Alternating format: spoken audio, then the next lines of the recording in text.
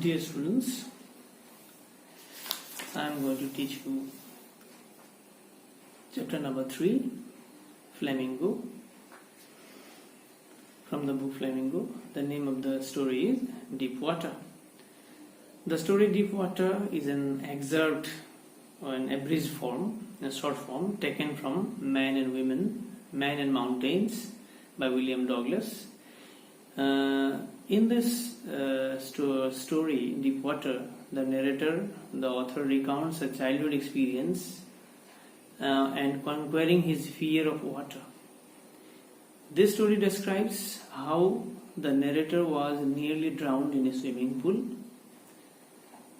It also talks about his fear of water, that is water phobia, and thereafter how the narrator, the author, finally overcame it is nicely described, plainly described in this story. The story goes like this. So we have the narrator by description only, what happened to him. Then we will find there is one more strong, robust fellow who came there to swim. So he would the another character, and the third is the swimming instructor. But the author talks only about himself. The other characters have no importance. The narrator decided to learn to swim. Once the narrator, the author, decided to learn how to swim, there was a swimming pool at YMCA. This swimming pool offered him a good opportunity to learn how to swim. But swimming in the Yakima River was quite dangerous, and the narrator's mother had already warned the narrator against swimming in that river. But the swimming pool of YMCA was safe for swimming. It was 2 to 3 feet deep at the shallow end and 9 feet deep at the dead end. The slope was gradual. The slope in the swimming pool was gradual. William Douglas had developed a fear of water from the beginning. He had a water phobia from the beginning. How? Because once he had been with his father to a beach. So in that beach, while he was with his father, a wave swept over him and knocked the author, the narrator, down. He was buried in water. And because of this incident, he was completely frightened, fully frightened. The YMCA pool, when he came to learn how to swim in YMCA pool, that incident which happened when he was with his father revived those unpleasant memories, that unpleasant memory of childhood days when he had been to a beach with his father. The narrator was alone at the pool. Now we'll come to the present story. The narrator came to the pool alone, YMCA pool, to learn how to swim. He did not dare to go inside the water alone. He was expecting others to come so that he will see others and then he will start.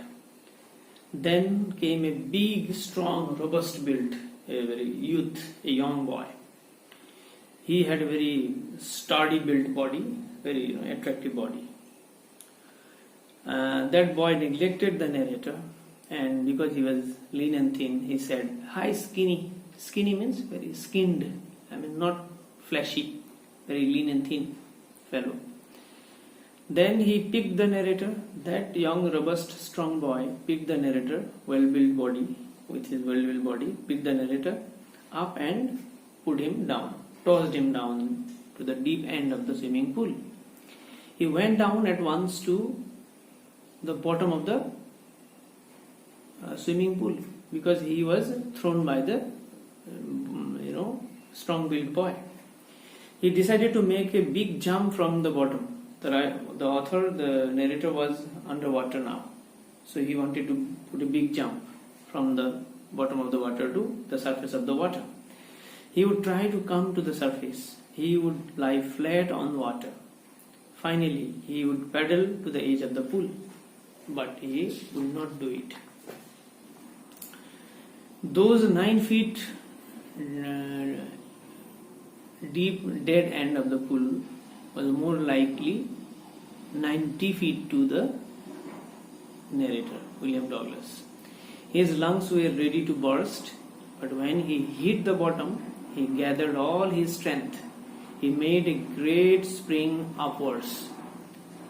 He came up rather slowly. He opened his eyes but saw nothing but only water. For a beginner, it becomes difficult when somebody jumps and then tries to swim. He grew panicky.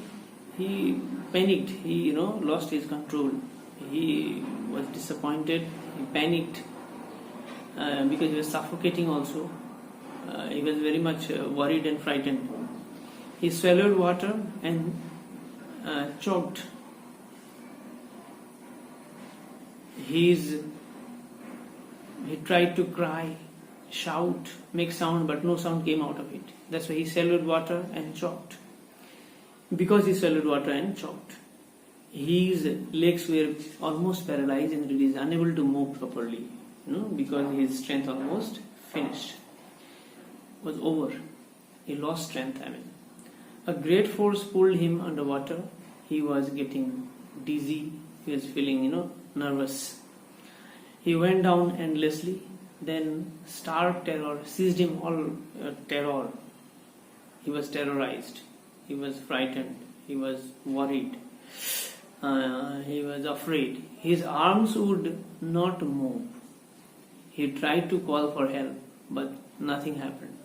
He sucked for air but got only water. Then all efforts ceased, stopped. He tried many efforts but could not because he was in water, underwater. He felt like sleeping. He crossed to oblivion. Then he woke up. He found himself lying on his stomach beside the pool.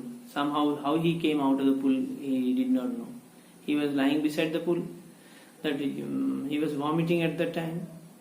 The chap, that strong boy with strong built body, told him that he was only making fun of him. His intention was not to, just making fun of him. But the author had nearly died. Somehow he got escaped. For days he was constantly haunted by the fear. He never went back to the pool because of that incident. Why?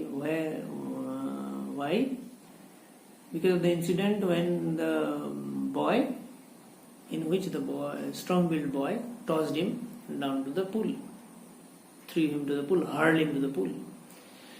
He feared water and avoided it whenever he could. Whenever he went near water, the terror would seize him. His legs were almost paralyzed. The horror and the terror would grave his heart. He could not come out of that fear that he had while throwing in the swimming pool. The fear stayed with him.